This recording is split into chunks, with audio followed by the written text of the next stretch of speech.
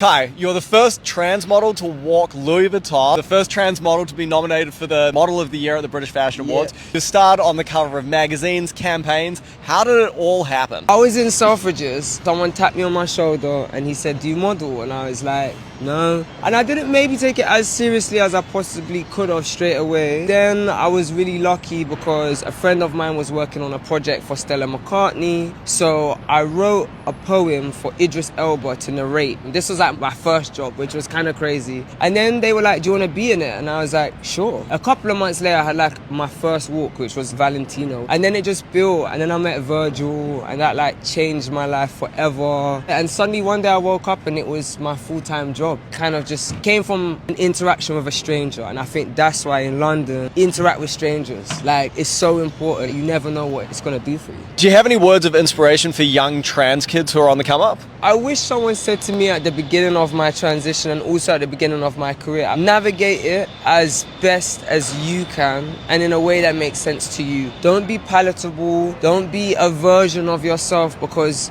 it works for a brand or it works for a person. Just be you and the right people will come towards you. And for non-trans people, wake up and smell the coffee because we really need some help right now.